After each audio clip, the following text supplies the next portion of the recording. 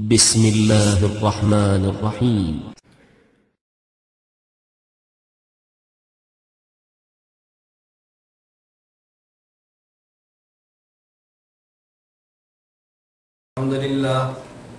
الحمد لله نحمده ونستعينه ونستغفره ونؤمن به ونتوكل عليه ونعوذ بالله من شرور أنفسنا ومن سيئات أعمالنا من يهده الله فلا مضل له ومن يضلل فلا هادي له ونشهد أن لا إله إلا الله وحده لا شريك له ونشهد أن سيدنا ومولانا محمدا عبده ورسوله. میرے نہایت واجب الاحترام بزرگوں، مسلک اہل سنت والجماعت سے تعلق رکھنے والے وجود نوجوان دوستوں اور بھائیوں، آج ہمارے ہاں پاک و ہند میں ایک ایسا طبقہ موجود ہے کہ جو قرآن کریم کی تشریحات کو بدلنا چاہتا ہے، احادیث پیغمبر سے امت کو دور کرنا چاہتا ہے. اس کے لیے انہوں نے ایک غلیظ حربہ یہ استعمال کیا کہ وہ علماء اور فقہاء جنہوں نے نبوت کے دین کو اصلی شکل میں پیش کیا، ان کی مقدس ذات پر حملہ آور ہوئے. کبھی فقہاء پہ اعتراضات، کبھی اولیاء علماء پہ اعتراضات اور کبھی مجتہدین کی ذات پہ اعتراضات. اس دور میں ان کی بعض وہ شخصیات کہ جنہوں نے میڈیا کے ذریعے ہم مبارک اور مقدس شخصیات پہ حملہ کیے، ان میں ایک نام زکریا صاحب کا خود بیان ہے کہ یہ کتاب جو تبلیغی نصاب ہے یہ میں نے ان ایام میں لکھی ہے جب ڈاکٹر نے مجھے سوچنے اور کسی چیز کے فکر وغیرہ کرنے سے منع کر دیا تھا. یعنی ذہن پہ زیادہ بوجھ، ذہن پہ زیادہ زور نہ دو، نہ کوئی چیز سوچو نہ فکر کرو، بلکہ پڑے رہو. کسی بھی کام کوئی کام وغیرہ نہ کرو، کوئی علمی مشاغل، کوئی علمی کام بھی نہ کرو. ڈاکٹر نے منع کر دیا تھا. ان ایام میں حضرت کو یہ بات سوجھی کہ لاؤ کوئی ایسا نصاب تیار کریں جو چلت پھرت کرنے والے جھوری جھنڈی رکھ کے ان لوگوں کے لیے کوئی چیز کام ہو جائے. تو ان دماغی توازن جب ان کا برقرار نہیں تھا، معاف کیجئے گا مجھے اس جرأت کے اوپر، جب ان کا دماغ خراب تھا، ڈاکٹر نے منع کر دیا تھا کسی چیز کے سوچنے اور ذہنی طور پہ کوئی کام کرنے سے، ان ایام میں زکریا صاحب نے یہ کام کیا ہے. میں سمجھتا ہوں کہ بہت ساری باتیں جو غلط سلط اس کتاب میں لکھی گئی ہیں شاید انہی دماغ کی خرابیوں کا نتیجہ تو نہیں ہے جی. اور حقیقت ہے یہ باقاعدہ تبلیغی نصاب میں یہ بات لکھی بھی گئی ہے، ان کی ہسٹری، ان کی تاریخ میں. بہرحال یہ ایک بات ہے. قدر سامعین، آپ حضرات نے ابھی معراج ربانی کی ایک اور خیانت کا مظاہرہ کیا. معراج ربانی نے اس گفتگو میں حضرت شیخ زکریہ نور اللہ مرکزہ کی کتاب فضائل اعمال کا تذکرہ کرتے ہوئے حضرت شیخ زکریہ رحمہ اللہ کی عبارت کا غلط مطلب بیان کرنے کے لیے غلط تمہید باندھی ہے.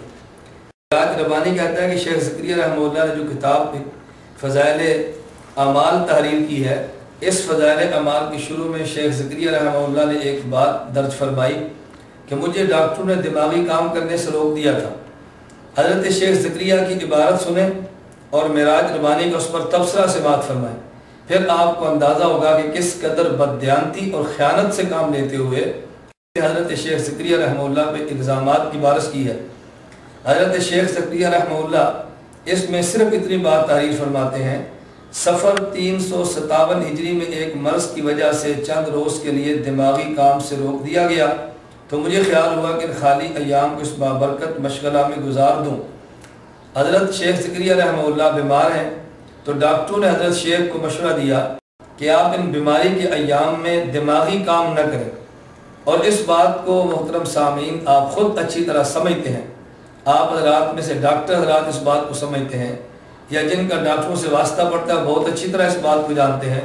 کبھی بیمار کو ڈاکٹر منع کرتے ہیں آپ دماغی کام نہ کریں، دماغ پر بوجھ نہ ڈالیں، آپ ٹینشن نہ لیں، آپ کوئی ایسا مشقت والا کام نہ کریں، زیادہ کسی بات کو آپ محسوس نہ کریں، اپنے دماغ میں زیادہ سوچ و بچار سے کام مت لیں. اب اس کا معنی ہرگز یہ نہیں ہوتا کہ اس آدمی کا دماغ خراب ہے، بلکہ مرض کی وجہ سے اگر ڈاکٹر کسی دماغی کام کرنے سے مریض کو منع کر دیں، اس کو مریض کے دماغ کی خرابی نہیں کہتے، بلکہ اس کو ڈاکٹر کے مشورے پر معمول کیا جاتا ہے۔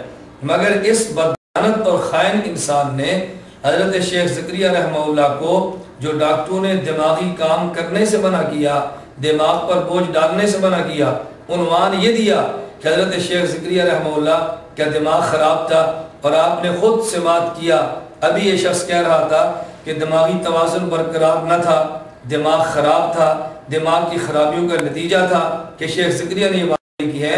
کہاں ڈاکٹر کا دماغی کام کرنے سے روکنا اور کہاں دماغ کا خراب ہونا، کہاں دماغ پر بوجھ نہ ڈالنا اور کہاں دماغی توازن کا برقرار نہ رہنا، اور کہاں ڈاکٹر کا کسی آدمی کو ٹینشن لینے سے منع کرنا اور کہاں دماغ کی خرابی اس کو قرار دینا۔ یہ وہی شخص کہہ سکتا ہے جس کا اپنا دماغی توازن برقرار نہ ہو، وہی کہہ سکتا ہے جس کا دماغ خراب ہو، وہی شخص کہہ سکتا ہے دوسرے لفظوں میں، بلکہ جو خود بد دماغ ہو۔ تو میں یہ کہوں گا کہ معراج ربانی بد دماغ شخص نے حضرت شیخ زکریا رحمہ اللہ کے اس جملے کا غلط معنی بیان کیا ہے، اور پھر بددیانتی کا آپ مظاہرہ کریں۔ حضرت شیخ زکریا رحمہ اللہ نے جو فضائل اعمال لکھی ہے، اس وقت آپ حضرات کے سامنے ہے۔ یہ فضائل اعمال حضرت شیخ کے 6 رسائل کا مجموعہ ہے۔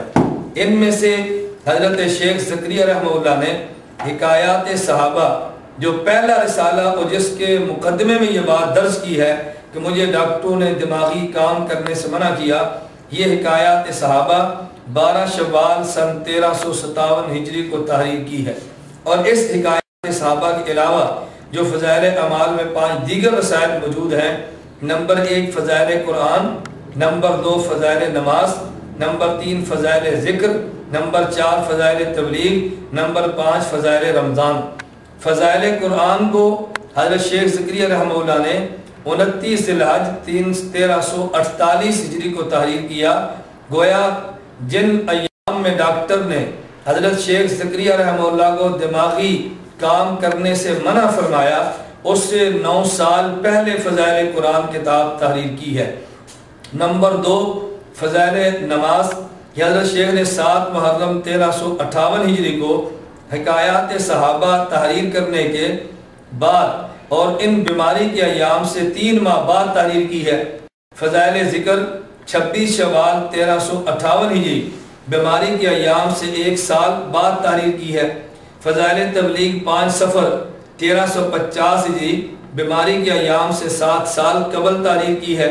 فضائل رمضان 27 رمضان 1349 ہجری، بیماری سے 8 سال قبل تحریر کی ہے۔ اب فضائل اعمال جو 6 رسائل کا مجموعہ ہے، ان میں حضرت شیخ رحمہ اللہ نے جس رسالے کے آغاز میں اپنی بیماری کا تذکرہ کیا ہے، یہ 12 شوال 1357 ہجری میں تحریر کی گئی، اور اس کے علاوہ 3 رسائل وہ تھے جو بیماری کے کئی عرصہ قبل تحریر کیے گئے، مثلا فضائل قرآن بیماری کے ایام سے 9 سال قبل، اور فضائل تبلیغ بیماری کے ایام سے 7 سال قبل، فضائل رمضان بیماری کے ایام سے 8 سال قبل تحریر کیے گئے۔ 2 رسالے فضائل نماز اور فضائل ذکر یہ بیماری کے ایام سے کچھ ماہ بعد تحریر کیے گئے۔ اب سوال یہ ہے، اگر تم نے اس جملے کو بنیاد بنا کر فضائل اعمال کتاب پر اعتراض کرنا تھا تو تم اصولاً ان پر اعتراض کرتے جو فضائل حکایات صحابہ اور بیماری کے ایام کے بعد تحریر کیے گئے ہیں، لیکن جو بیماری کے ایام سے بیماری کے ایام سے قبل 3 رسالے تحریر کیے گئے، ان پر تو یہ سطحی اور یہ غلط اور بددیانتی پر مبنی اعتراضات بھی نہیں بنتا تھا۔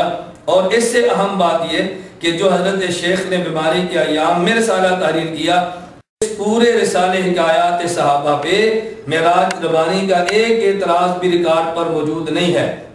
اتنی بڑی بددیانتی تم نے حضرت شیخ کے ایک حوالے میں نقل کی ہے۔ میں سامعین کو بات سمجھانے کے لیے یہ بات عرض کرنا چاہتا ہوں، بنیادی طور پر یہ 3 باتیں ذہن نشین فرما لیں۔ نمبر 1، حضرت شیخ کو مرض کی وجہ سے اگر ڈاکٹر نے دماغی کام کرنے سے روکا، اس کو دماغ کی خرابی کہنا یہ معراج ربانی جیسے بد دماغ کی خیانت ہے، اس کو دماغی توازن کا برقرار نہ رہنا کہنا یہ معراج ربانی کی بددیانتی ہے۔ اس کے بعد لکھے جانے والے رسائل کو دماغی خرابیوں کا نتیجہ کہنا یہ اس بد دماغ کی بددیانتی ہے۔ نمبر 2، یہ بیماری کے ایام میں جو رسالہ تحریر کیا، فضائل اعمال کے 3 رسالے، فضائل قرآن، فضائل تبلیغ اور فضائل رمضان، اس حکایات صحابہ سے قبل لکھے گئے، تم نے سب کو بیماری کے ایام کا رسالہ کیسے کہہ دیا؟ نمبر 3، حکایات صحابہ جو حضرت نے بیماری کے ایام میں لکھا ہے، اس رسالے پر ایک بھی تمہارا اعتراض موجود نہیں ہے، تو میں یہ بات کیا سکتا ہوں، حضرت شیخ رحمہ اللہ کی تمہیں ذات سے بغض ہے، اور فضائل اعمال جو احادیث پیغمبر صلی اللہ علیہ وسلم پہ مشتمل رسالہ ہے، جس کی وجہ سے امت میں پیغمبر کے مصنون اعمال زندہ ہوئے ہیں، فضائل اعمال پر اعتراض غلط کر کے، بددیانتی کا مظاہرہ کر کے گویا تم احادیث کی اشاعت کا سلسلہ روکنا چاہتے ہو، تو میں دعا کرتا ہوں اللہ اس بد دماغ معراج ربانی کا دماغ درست فرما دے، اور اللہ اس کو خیانتوں اور جہالتوں سے محفوظ رکھے، اور امت کو اللہ اس شخص کے شرور سے محفوظ رکھے۔ فضائل نماز 80 صفحہ 10، اس کے اوپر حضرت نے ایک واقعہ بیان کیا ہے، اور واقعہ یہ ہے، ظاہر ہے کہ جیسا کہ میں نے بتایا ہر مسلمان یہ سمجھتا ہے کہ موت و زندگی کا مالک اللہ وحدہ لا شریک ہے، اور جو وقت جس کا موت کا مقرر ہو چکا ہے، سمجھ رہے ہیں، وہ اسی وقت کے اوپر اسے موت آئے گی، سوال ہی نہیں پیدا ہوتا کہ کوئی آگے یا پیچھے کوئی بات ہو، اور اللہ تعالیٰ سے بھول چوک کا امکان بھی یہ ایمان کو برباد کرنے والا اگر کوئی شخص اس طرح کا ایمان اور عقیدہ رکھتا ہے۔ چنانچہ مولانا زکریا صاحب فرماتے ہیں کہ حضرت ام کلثوم رضی اللہ تعالی عنہ کے شوہر حضرت عبد الرحمن بیمار تھے، اور ایک دفعہ ایسی سکتے کی حالت ہو گئی کہ سب نے انتقال ہو جانا تجویز کر لیا کہ اب یہ مر جائیں گے۔ حضرت ام کلثوم اٹھیں اور نماز کی نیت باندھ لیں، نماز سے فارغ ہوئیں تو عبد الرحمن کو بھی افاقہ ہو گیا۔ لوگوں سے پوچھا کیا میری حالت موت کی سی ہو گئی تھی؟ یعنی ان کے شوہر نے پوچھا کیا میری حالت موت کی سی ہو گئی تھی؟ لوگوں نے عرض کیا جی ہاں۔ تب انہوں نے فرمایا کہ 2 فرشتے میرے پاس آئے، 2 فرشتے میرے پاس آئے اور مجھ سے کہا کہ چلو احکم الحاکمین کی بارگاہ میں تمہارا فیصلہ ہونا ہے۔ وہ مجھے لے جانے لگے تو ایک تیسرے فرشتے آئے اور ان دونوں سے کہا کہ تم چلے جاؤ، ان دونوں فرشتوں سے کہا تم چلے جاؤ، یہ ان لوگوں میں سے ہیں جن کی قسمت میں سعادت اسی وقت لکھ دی گئی تھی جب یہ ماں کے پیٹ میں تھے، اور ابھی ان کی اولاد کو ان سے اور فائدہ حاصل کرنے ہیں۔ اور اس کے بعد 1 مہینہ تک حضرت عبد الرحمن زندہ رہے اور اس کے بعد پھر انتقال ہوا، یعنی ان کے موت کی گھڑی آ گئی تھی، فرشتے موجود ہو گئے تھے، لیکن بعد میں گویا نعوذ باللہ اللہ تعالیٰ سے بھول ہو گئی کہ ان فرشتوں کو بھیجا کہ جاؤ ان کی روح نکال کے لاؤ، پھر بعد میں اللہ تعالیٰ نے کہا نہیں ابھی ایک مہینہ باقی ہے، سمجھو ان کی قسمت میں 1 مہینہ زندہ رہنا باقی ہے۔ وہ واحد، وہ یکتا اور بے مثل، وہ ذات خداوندی اللہ وحدہ لا شریک کی وہ ذات جس کی کوئی مثال نہیں ہے، اگر کوئی شخص یہ عقیدہ رکھے کہ اس سے بھی بھول ہو جائے نعوذ باللہ، اور جس کی موت آ جائے اس کی موت میں ابھی فرشتوں کو واپس کر دیا جائے، اور یہ آپ نے معراج ربانی کی زبان سے حضرت شیخ زکریا رحمہ اللہ کے فضائل اعمال میں بیان کردہ واقعہ حضرت ام کلثوم رضی اللہ عنہا کے شوہر حضرت عبد الرحمن رضی اللہ عنہ کا واقعہ سنا، پھر اس واقعہ پر آپ نے تبصرہ بھی سنا۔ اس شخص کی آپ جہالت اور خیانت کا مظاہرہ فرمائیں۔ حضرت شیخ زکریا رحمہ اللہ نے جو واقعہ نقل کیا، یہ حضرت شیخ زکریا رحمہ اللہ کا واقعہ کوئی من گھڑت اور موضوع تو نہیں ہے۔ حضرت شیخ زکریا رحمہ اللہ کے اس واقعے کو نقل کرنے پر اس نے تبصرہ اپنی طرف سے یہ کر دیا کہ جی اللہ کے علم میں نہیں تھا، اللہ بھول گئے، اللہ کو پتہ نہیں تھا، پہلے یہ فرشتے بھیجے پھر یہ فرشتے بھیجے۔ میں اس جاہل شخص سے یہ پوچھتا ہوں کہ حضرت شیخ زکریا رحمہ اللہ نے جو واقعہ نقل کیا، نیچے حاشیے میں اس کا حوالہ در منصور حضرت شیخ زکریا رحمہ اللہ کسی کتاب میں موجود ہے۔ اب یہ اعتراض تمہیں فضائل اعمال پر کرنے کی بجائے در منصور پر کرنا چاہیے تھا کہ جس کتاب کے اندر یہ واقعہ موجود ہے، تو در منصور پر تبصرہ کرنے کی بجائے حضرت شیخ زکریا کے فضائل اعمال پر تبصرہ کرنا اس بات کی دلیل ہے کہ یہ شخص حضرت شیخ زکریا رحمہ اللہ سے بغض تو رکھتا ہے، اصل کتاب اور اصل واقعے سے اس کو کوئی غرض نہیں ہے۔ کیوں؟ یہ تو بڑی موٹی سی بات ہے اور بڑی آسان سی بات ہے، ہر عام آدمی معمولی عقل رکھنے والا بھی سمجھ سکتا ہے۔ اگر عربی کتاب کے اندر واقعہ موجود ہو، اس کتاب کو اردو کتاب میں نقل اس واقعے کر دیا جائے تو اردو کتاب پر اعتراض کرنا اور جس کتاب سے واقعے کو نقل کی اور اس پر اعتراض نہ کرنا، یہ کتنی بڑی خیانت اور بددیانتی ہے۔ تمہیں یہ کہنا چاہیے تھا کہ در منصور میں غلط ہے، اس کی سند غلط ہے، یہ واقعہ ثابت نہیں ہے، لیکن اس قسم کی کوئی بحث معراج ربانی جیسے خائن اور بددیانت شخص نے نہیں کی، بلکہ اپنی طرف سے حاشیہ چڑھا کر کہہ دیا اللہ بھول گئے ہوں گے، اللہ کے علم میں نہیں تھا، اللہ کو پتہ نہیں تھا، اللہ بے مثال ہے۔ کون شخص ہے جو اللہ کو بے مثال، اللہ کو وحدہ لا شریک اور اللہ کی ذات کو عالم الغیب اور اللہ کی ذات کو قادر مطلق نہیں مانتا؟ کوئی شخص مسلمان ہو کر اللہ رب العزت کی ذات کے بارے میں ان نظریات کا انکار نہیں کر سکتا جو اللہ کی ذات کے بارے میں صحیح نظریات موجود ہیں۔ خیر سامعین، میں یہ کہہ رہا تھا، ایک تو شخص نے خیانت سے کام یہ لیا کہ تفسیر در منصور پر بحث کرنے کی بجائے فضائل اعمال پہ کر دی، اس واقعے کی سند پر گفتگو کرنے کی بجائے اپنی طرف سے غلط نتیجہ بیان کر کے اس نے بات کہہ دی ہے۔ اور یہی شخص تھا معراج ربانی۔ میں اس سے پوچھتا ہوں، اگر حضرت شیخ زکریا نبر اللہ مرقدہ ایک واقعہ در منصور سے نقل کریں تو تمہارے یہاں قابل اعتراض ہے، تو اگر نواب صدیق حسن خان اپنی کتاب الداء والدواء میں یہ واقعہ نقل کتاب الداء والدواء میں واقعہ نقل کریں اور صرف عام فرشتوں کا نہیں بلکہ ملک الموت کا نام لے کر واقعہ نقل کریں تو اس پر جناب کو اعتراض کیوں نہیں ہوا؟ حضرت شیخ زکریا رحمہ اللہ نے تو تفسیر در منصور سے نقل کیا اور 2 فرشتوں کا تذکرہ کیا، لیکن یہاں پہ اس میں نواب صدیق حسن نے جو واقعہ بیان کیا اس کا عنوان یہ قائم کیا براءت من النار۔ آپ قارئین اپنی آنکھوں سے ملاحظہ فرمائیں، سرخی قائم کی ہے براءت من النار۔ اس سرخی کو قائم کرنے کے بعد یہ عنوان دے کر نواب صدیق حسن خان نے جو واقعہ بیان کیا، آپ اس واقعے کو سنیں۔ کہتے ہیں بعض صلحاء کو مرض سخت ہوا، بے ہوشی ہو گئی، ملک الموت کو اس حالت میں دیکھا، کہا میں تیرے لیے براءت نار سے لکھ دوں؟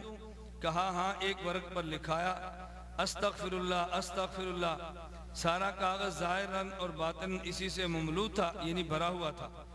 کہا ھذا براءت من النار، مریض اس مرض سے اچھا ہو گیا اور مدت تک زندہ رہا، وہ ورقہ نزدیک اس کے تھا۔ اب حضرت شیخ زکریا رحمہ اللہ نے واقعہ نقل کیا در منصور سے، اور یہاں جو واقعہ نواب صدیق حسن نے نقل کیا ملک الموت کا تذکرہ بھی اس میں موجود ہے۔ اس واقعے کو تو کسی تفسیر کی کتاب سے یا کسی حدیث صحیح کی کتاب سے تو نقل نہیں کیا گیا۔ ممکن ہے کوئی شخص یہ کہہ دے کہ یہ تو نواب صدیق صاحب کی کتاب نہیں۔ قارئین آپ دیکھیں، معاصر صدیقی جو نواب صدیق حسن مرحوم کے صاحبزادے نے ان کے حالات زندگی پر کتاب تحریر کی ہے، اس کے آخر میں نواب صدیق مرحوم کی کتب کی فہرست دی ہے، ان میں 29 نمبر پہ جس کتاب کا تذکرہ کیا اس کا نام ہے الداء والدواء، کہ یہ نواب صدیق حسن مرحوم کی اپنی کتاب ہے۔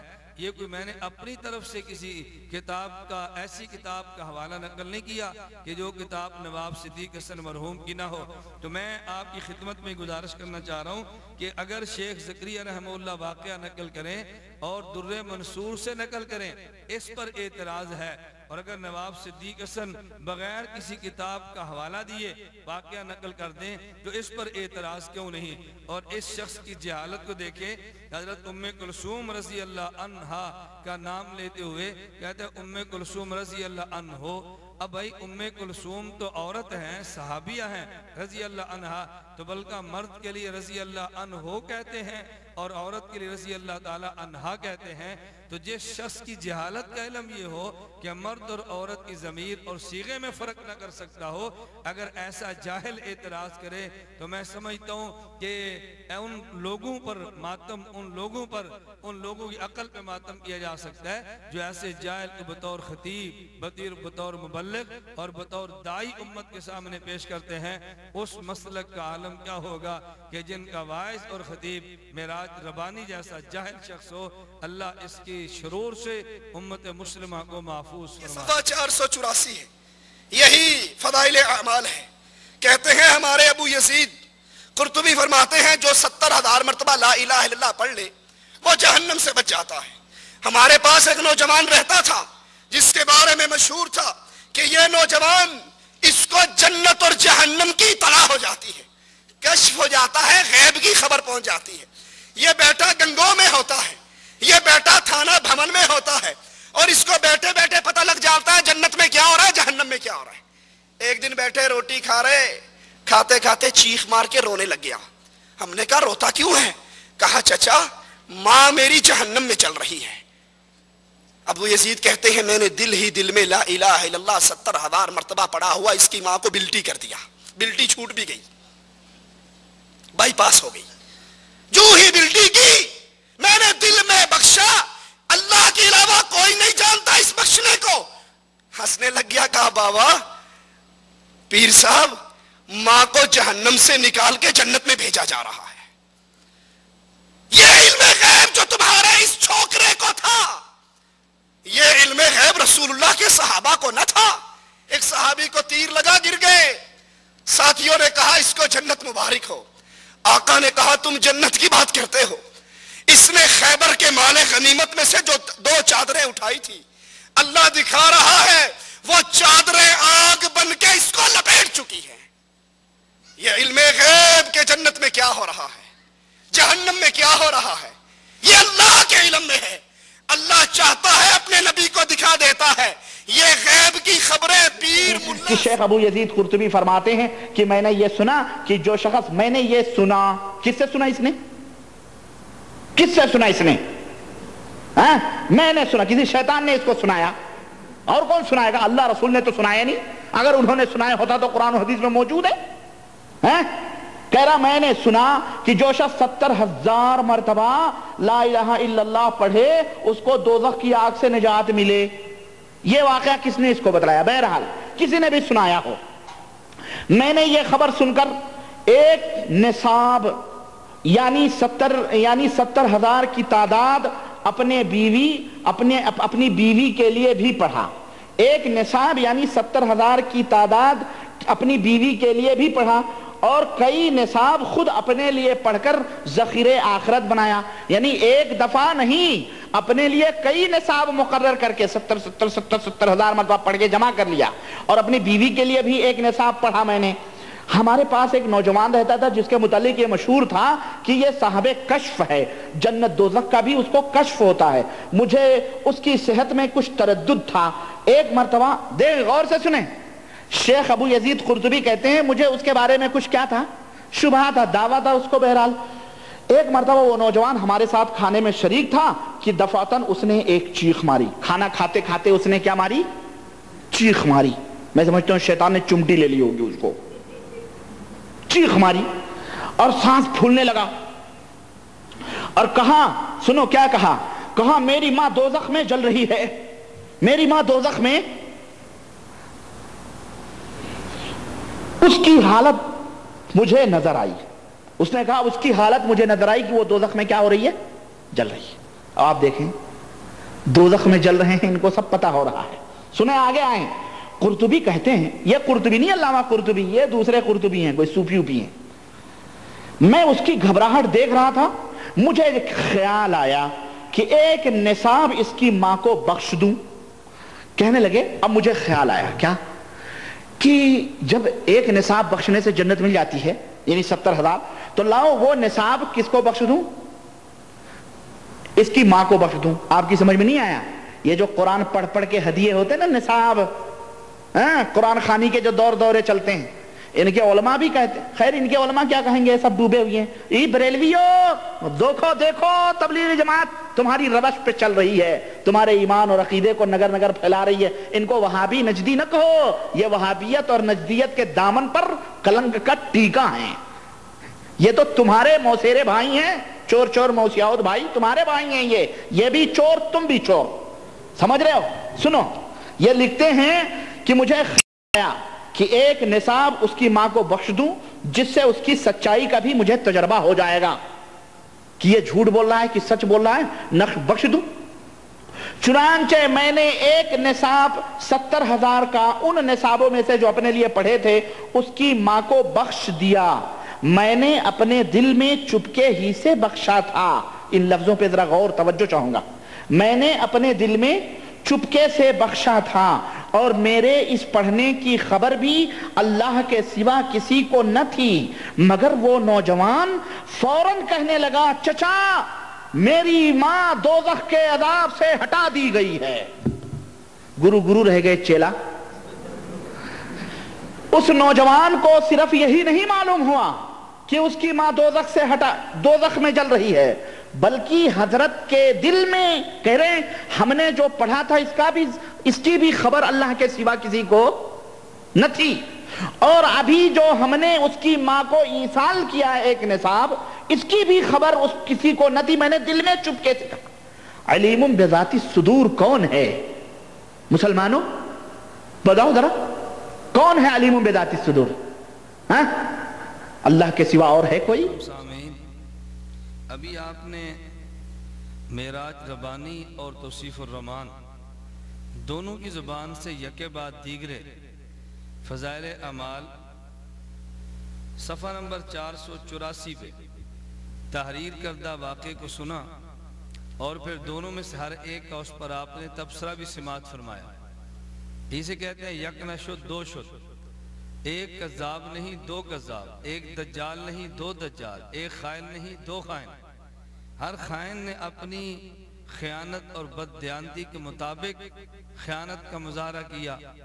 इन दोनों में से हर एक ने अपने फहम के मुताबिक दज्जालियत और शैतानियत का मुजाहरा किया।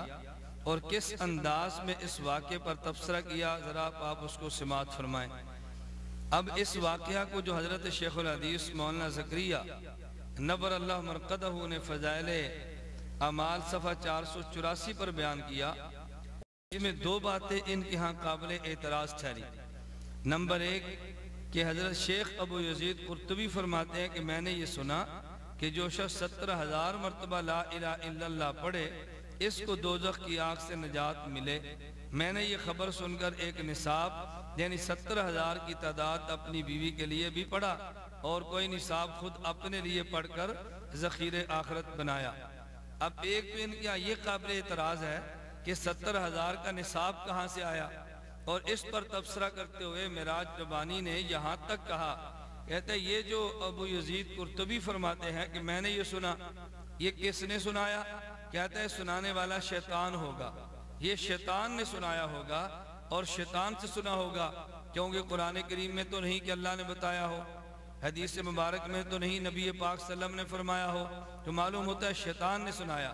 क़ारिईन आइए मैं आपकी खिदमत में हवाला जात के साथ बहवाला ये बात अर्ज करता हूँ कि ये जो हज़रत शेख ज़करिया रहमहुल्लाह ने वाक़या नकल फरमाया और अबू यजीद कुर्तुबी कहते हैं कि मैंने ये सुना, तो पहले इस पे ज़रा तबसरा कर लें और इस वाक़े की हकीकत पर गौर करें कि ये जिक्र देने वाला कौन है, ये 70,000 मरतबा का निसाब किसने दिया है।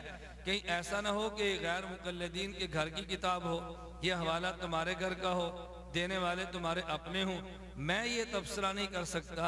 अगर सुनाने वाला शैतान है तो इस शख्स के बारे में तुम क्या कहोगे, ये तबसरा मैं कतन नहीं कर सकता।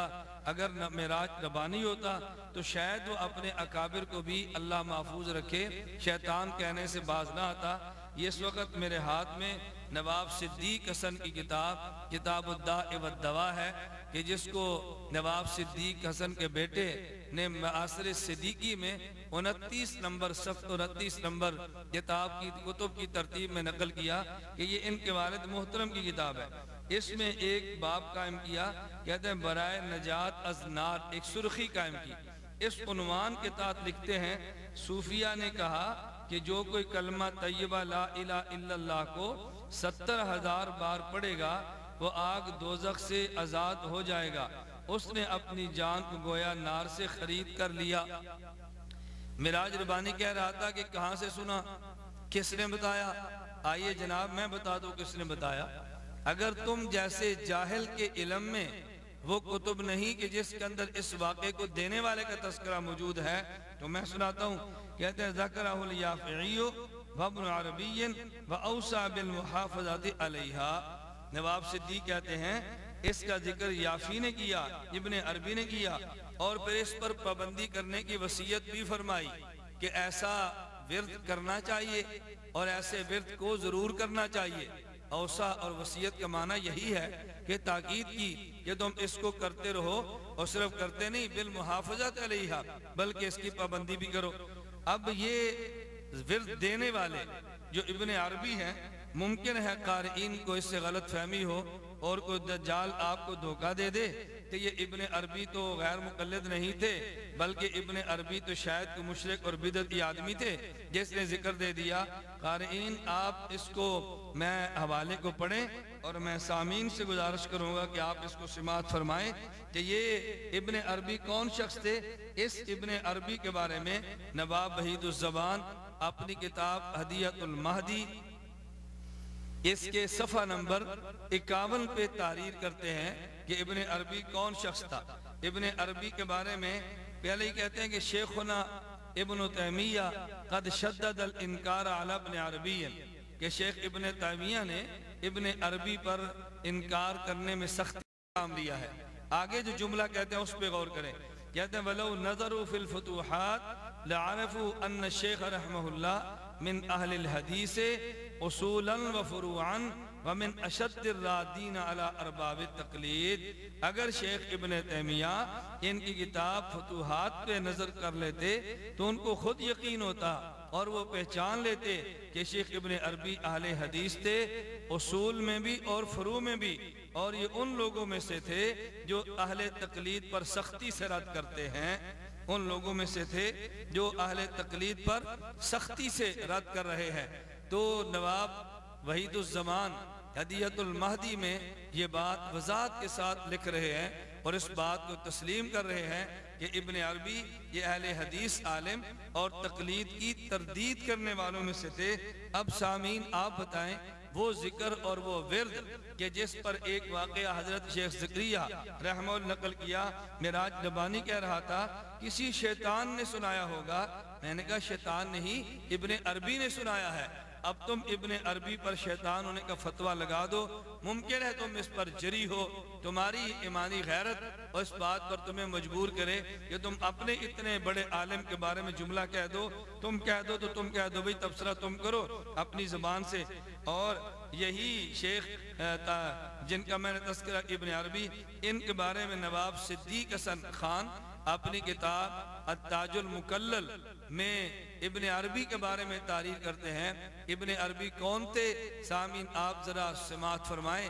نواب صدیق حسن خان نے اپنی کتاب التاج المکلل صفحہ نمبر 176 پہ نقل کیا، کہتے ہیں وَكَانَ مِنْ اتِّبَاعِ السُّنَّةِ وَتَرْكِ التَّقْلِيدِ وَإِيثَارِ الْاجْتِهَادِ وَرَفْضِ الْقَالِ وَالْقِيلِ وَرَدِّ الْآرَاءِ بِمَكَانٍ لَا يُمْكِنُ أَن يَفْصَحَ عَنْهُ لِسَانُ الْقَلَمِ، کہ امام ابن عربی سنت کی اتباع میں، تقلید کو چھوڑنے میں، اجتہاد کو ترجیح دینے میں اور قال و قیل فضول باتیں چھوڑ دینے میں اور آراء کے رد کرنے میں ایسے مقام پر تھے کہ کم از کم قلم کی زبان اس کو بیان کرنے سے یہ قاصر ہے۔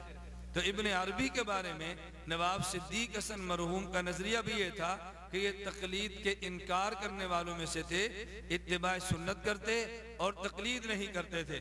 تو ابن عربی جس نے 70,000 کا وظیفہ دیا یہ غیر مقلد تھے۔ تو میں معراج ربانی سے پوچھتا ہوں کہ اگر تمہیں یہ وظیفہ دینے والے اور ورد دینے والے کا پتہ نہیں چلا تو لیجئے ہم آپ کو دیتے ہیں تاکہ آپ کی جہالت دور ہو جائے اور آپ کے علم میں آئے کہ یہ 70,000 کا وظیفہ دینے والا اللہ کا قرآن، 70,000 کا وظیفہ دینے والا پیغمبر کا فرمان نہیں، لیکن 70,000 کا وظیفہ دینے والا تمہارے ہی مسلک کے عالم ابن عربی ہیں۔ اب لگاؤ ان کے فتویٰ، ذرا کہو اللہ محفوظ فرمائے، جو میری زبان نقل نہیں کرتی کہو ذرا شیطان تم لگاؤ اس پہ فتویٰ۔ اور دوسری بات جو معراج ربانی اور توصیف الرحمان دونوں نے بڑی ڈٹائی کے ساتھ نقل کی ہے، کہتے ہیں کہ اس واقعے کے اندر آگے امام قرطبی رحمہ اللہ فرماتے ہیں کہ میں ایک نوجوان، ہمارے پاس ایک نوجوان رہتا تھا جس کے متعلق یہ مشہور تھا کہ یہ صاحب کشف ہے، جنت دوزخ کا بھی اس کو کشف ہوتا ہے۔ مجھے اس کی صحت میں کچھ تردد تھا۔ ایک مرتبہ نوجوان ہمارے ساتھ کھانے میں شریک تھا کہ دفعتاً اس نے چیخ ماری۔ اب وہ کہہ رہا ہے چیخ ماری، اور معراج ربانی اس چیخ پر کیا تبصرہ کرتے ہیں، اللہ کچھ تمہیں رتی برابر حیا عطا کر دے۔ کہتے ہیں شیطان نے چٹخی لے لی ہوگی، اس لیے میں کہتا ہوں اگر ممکن ہے اس دور میں بھی کوئی تم جیسا شیطان موجود ہو جو اہل حق کو چٹخیاں لیتا ہو، یہ بات تو ہو سکتی ہے، لیکن اس کے بارے میں اپنی طرف سے یہ غلط اضافے کرنا کس قدر بددیانتی اور کس قدر یہ خیانت ہے۔ کہتے ہیں خیر اس نوجوان نے چیخ ماری، سانس پھولنے لگا اور کہا کہ میری ماں دوزخ میں جل رہی ہے، اس کی حالت مجھے نظر آئی۔ قرطبی کہتے ہیں کہ میں اس کی گھبراہٹ دیکھ رہا تھا، مجھے خیال آیا کہ ایک نصاب اس کی ماں کو بخش دوں۔ آگے واقعہ جو آپ حضرات نے سنا کہ میں نے دل میں ایک نصاب اس کی ماں کو بخش دیا۔ جو کہتے ہیں وہ نوجوان میں نے تھوڑی دیر بعد دیکھا کہ وہی نوجوان تھا کہ جو گھبراہٹ کے عالم میں تھا، اسی نوجوان فوراً کہنے لگا کہ میری ماں دوزخ کے عذاب سے ہٹا دی گئی۔ اور اب ابن اس پر تبصرہ کیا ربانی اور توصیف الرحمان نے، کہتے اس نے دل میں اصال کیا، دل میں ثواب بخشا، اور توصیف الرحمان کا جو غلیظ تبصرہ اس پہ تھا کہتے جو اس کی بلٹی کرا دی۔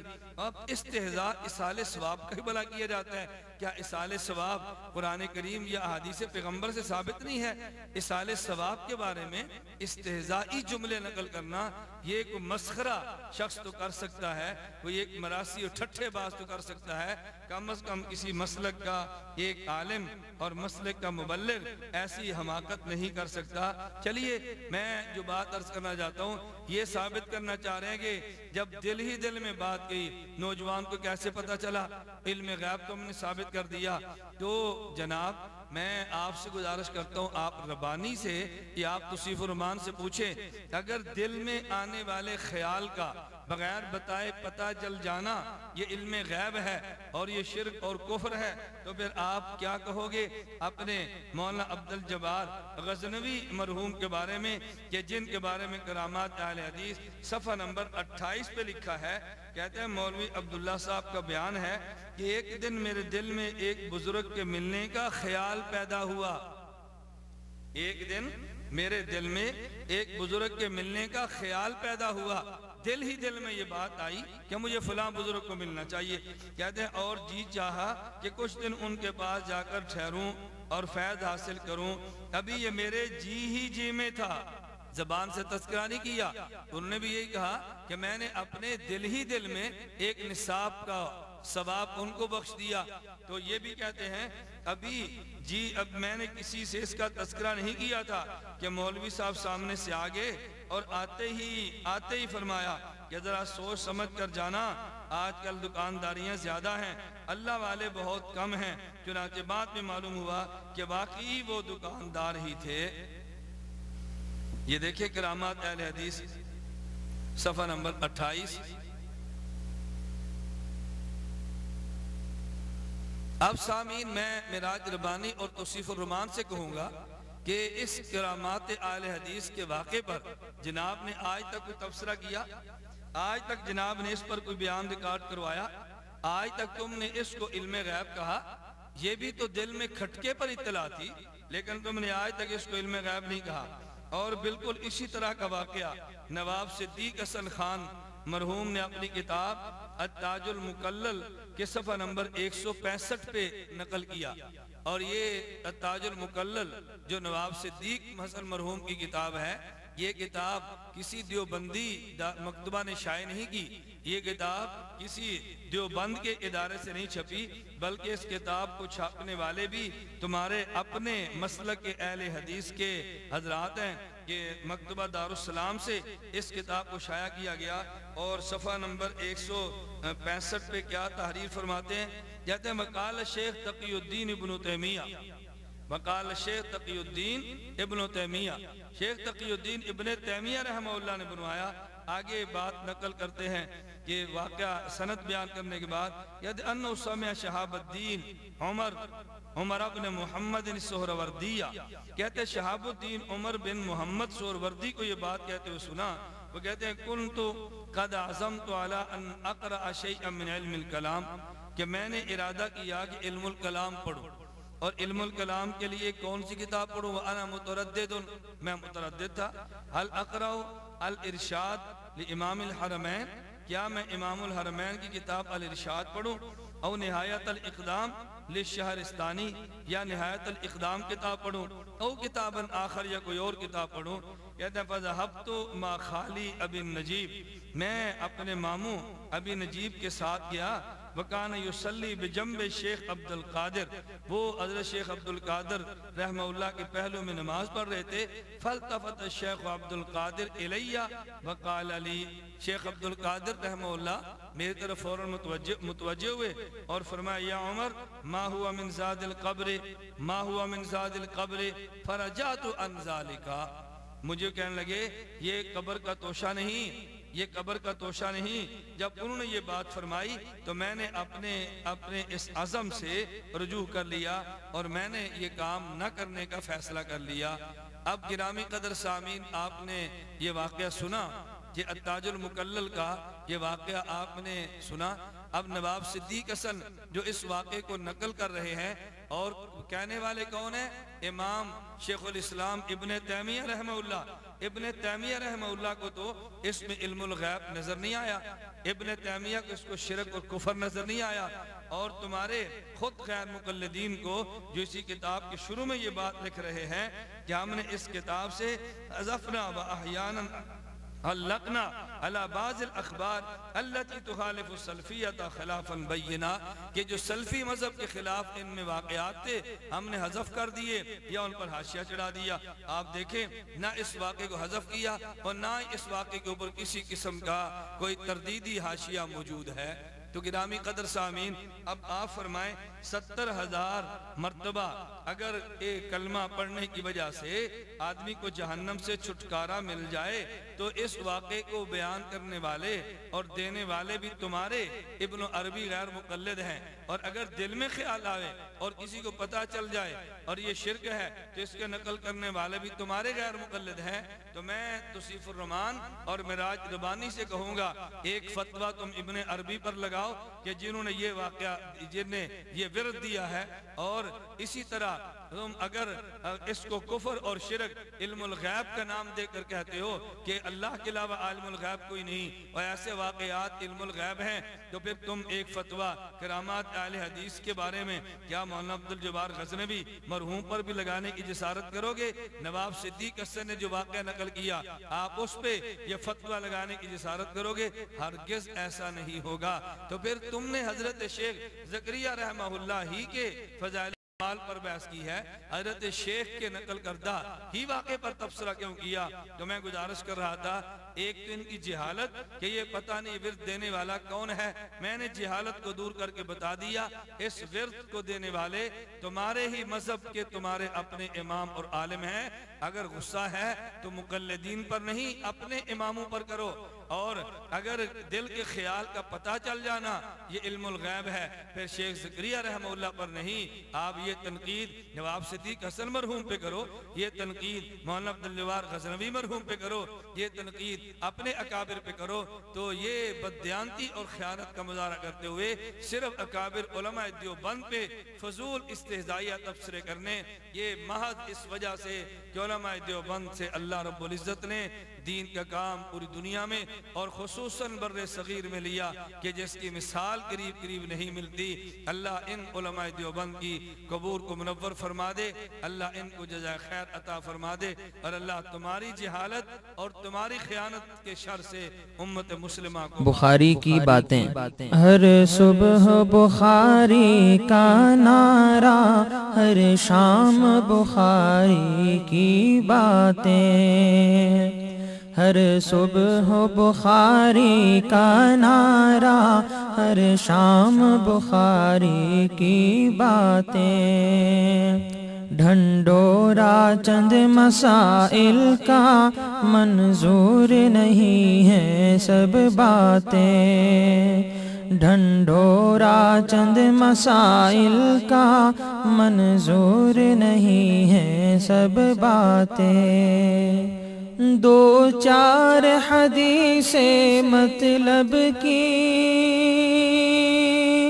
محفل میں سناتے ہیں، لیکن دو چار حدیث مطلب کی محفل میں سناتے ہیں، لیکن یہ لوگ چھپاتے پھرتے ہیں کچھ اور بخاری کی باتیں، یہ لوگ چھپاتے پھرتے ہیں کچھ اور بخاری کی باتیں، آقا آہستہ پڑھتے تھے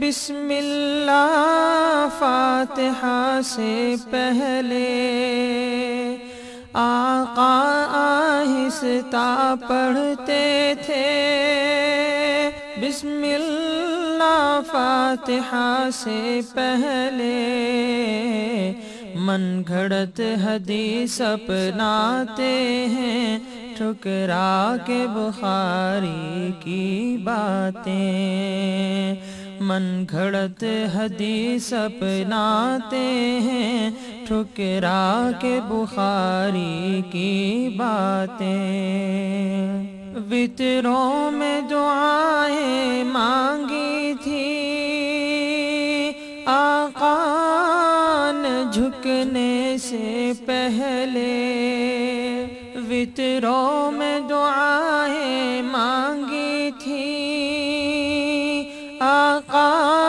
نے جھکنے سے پہلے، کچھ لوگوں کو منظور نہیں بے باک بخاری کی باتیں، کچھ لوگوں کو منظور نہیں بے باک بخاری کی باتیں، دو ہاتھ سے مصافحہ سنت ہے لکھا ہے بخاری نے یوں ہی، دو ہاتھ سے مصافحہ سنت ہے لکھا ہے بخاری نے یوں ہی، ہر محفل میں رد کرتے ہیں احباب بخاری کی باتیں، ہر محفل میں رد کرتے ہیں احباب بخاری کی باتیں، اس ماں کی عزا پہ بخاری نے لکھا ہے عمل سب امت کا، اس ماں کی عزا پہ بخاری نے لکھا ہے عمل سب امت کا، اس دور میں کیوں رد ہوتی ہیں لا ریب بخاری کی باتیں،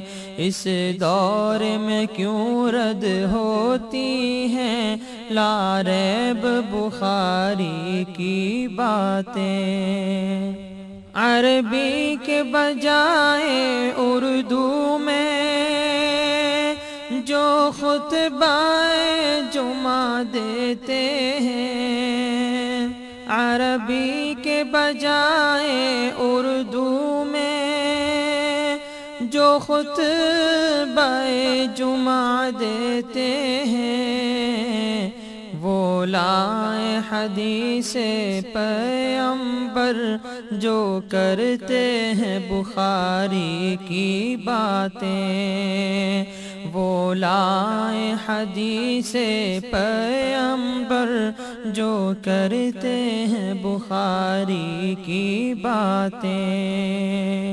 یاروں نے کوشش کی باہم تحریف بخاری کی، لیکن یاروں نے کوشش کی باہم تحریف بخاری کی، لیکن ناکام ہوئے ناشاد ہوئے، باقی ہے بخاری کی باتیں۔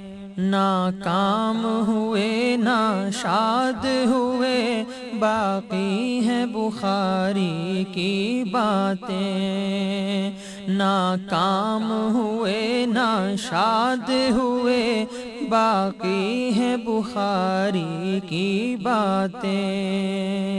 اقوال صحابہ ٹھکرا کر تنقید کا مورد ٹھہرائیں، اقوال صحابہ ٹھکرا کر تنقید کا مورد ٹھہرائیں، یہ زیب انہیں دیتا ہے جو کرتے ہیں بخاری کی باتیں، یہ زیب انہیں دیتا ہے جو کرتے ہیں بخاری کی باتیں۔